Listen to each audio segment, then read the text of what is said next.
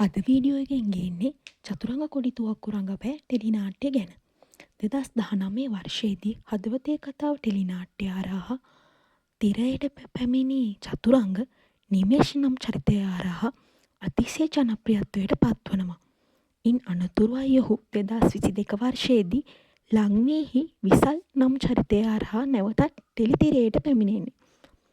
ඔහු ඉතාම ආකර්ශනීය චරිතයක් නිසාම 2024දී දිවිතුරා සහ ජානු ටෙලි නාට්‍යවලට අතරමැදදී එක්වන්නටත් අවස්ථාව ලැබෙනවා. 2024 වර්ෂයේම තිරගත වූ දැසමත මොහොතක් නම් ටෙලි නාට්‍යයේ අන්ධ චරිතයකටත් ඔවුන් රංගනයෙන් දායකත්වය ලබා දෙනවා. සිය පෙම්වතිය සමග 2024 වර්ෂයේම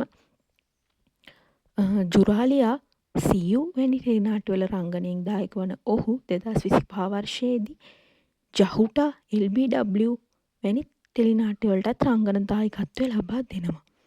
සචිත්‍ර නම් වූ සමලිංගික තරුණයා නම් චරිතය ඔහු නිරූපණය කරන්නේ 2025 වර්ෂයේදී තිරගත වූ වීදුරු ටෙලි නාට්‍ය හරහා. ඔහු වඩාත් ප්‍රේක්ෂකාතරයට පත්වන්නේ 2025 වර්ෂයේ තිරගත වූ රොන් සොයා ටෙලි නාට්‍යයේ ආදේශ් නම් චරිතය හරහා. මේ දිනවල අතිශය ජනප්‍රිය ආදේශ් නම් චරිතය වෙනුවෙන් ඔහු පිට දෙවතාවක්ම වසරේ ජනප්‍රිය නම නළුවාට හිමි සුමති සහ රයිගම් සම්මාන දිනා ගැනීමටත් වාසනාවන්ත වුණා. ඉතින් ඔයාලා මේ කඩවසම් නළුවාගේ කැමතිම ටෙලි නාට්‍ය මොකද්ද? පහලින් කමෙන්ට් කරන්න.